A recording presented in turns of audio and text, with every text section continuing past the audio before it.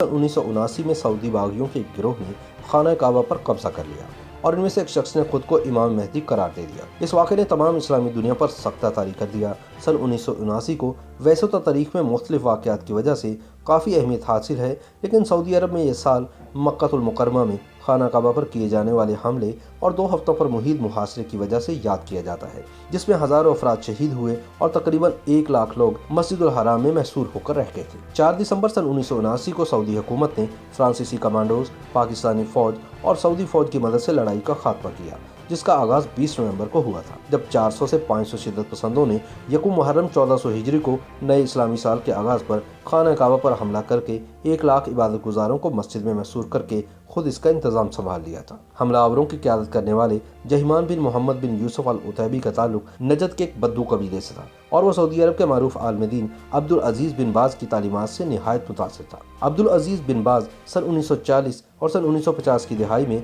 Saudi अरब को जिद्दत पसंदी की राह पर गामजन करने की शाही कोशिशों के खिलाफ थे और इसके बारे में तकारीर और तनकीद करते थे, लेकिन बाद में सऊदी हुकूमत ने बिन बाज को मरकजी मुफ्ती के ओहदे पर फाइज कर दिया, ताहम इनकी तनकीद खत्म न हुई।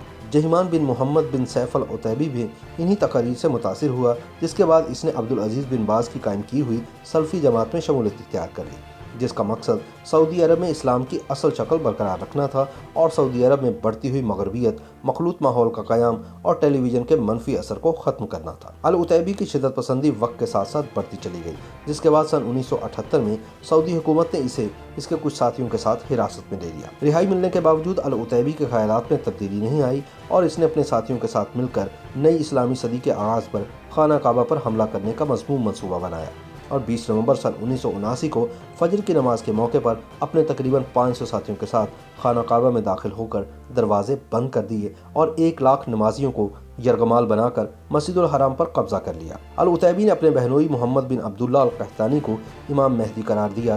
ये सदियों में पहला मौका था जब खाना काबा आम मुसलमानों के लिए बंद कर दिया गया था। सऊदी हुकूमत ने इस वाक़े से निमटने के लिए अपनी फ़ौज भेजी, लेकिन खाना काबा के तक़द्दुस और कम तरबियत की वजह से सऊदी फ़ौज बगावत करने वालों के खिलाफ मुतासिर कुन कार्रवाई करने में नाकाम रही। सऊदी हुकूमत ने खफत से बचने के लिए मुवासलाती निज़ाम बंद कर दिया ताकि इस वाक़े के बारे में खबर महदूद रहे, लेकिन वो इसमें मुकम्मल तौर पर कामयाब न हुए। पाकिस्तान में इस खबर के आने के बाद इस्लामाबाद में अमरीकी सफारतखाने पर हमला कर दिया गया, क्योंकि ईरान की जानिब से सऊदी अरब में होने वाले वाक़े को अमरीकी और सेहूनी साजिश करार दिया गया था।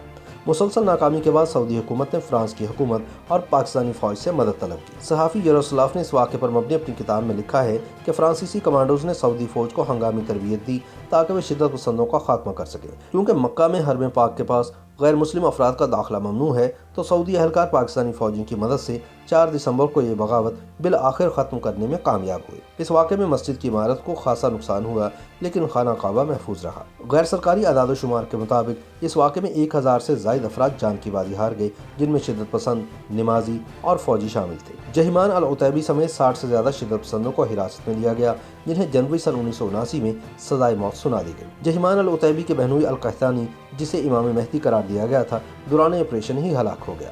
इस वाक़े के बाद सऊदी हुकूमत ने मुल्क के उलमा से मुशावरत के बाद शरिया कवानीन के इतलाक़ का वादा किया, जिसके बाद से सऊदी अरब में मखलूत निज़ाम पर मुकम्मल पाबंदी लगा दी गई और मुल्क में साबिक बादशाह शाह फैसल और उस वक्त के बादशाह शाह खालिद की एतदाल पसंद पॉलिसियों को यकसर ख़त्म कर दिया गया। YouTube पर Googly न्यूज देखने के लिए youtube.com की सर्च बार में Googly न्यूज टीवी टाइप करें। Googly न्यूज के पेज पर सुर्ख रंग के सब्सक्रिप्शन वाले बटन पर क्लिक करना ना भूलिए। YouTube पेज पर अपलोड होने वाली वीडियोस से बाखबर रहने के लिए बेल आइकन पर क्लिक कीजिए। आपको हर नई वीडियो के बारे में नोटिफिकेशन मौसूल हो जाएगा।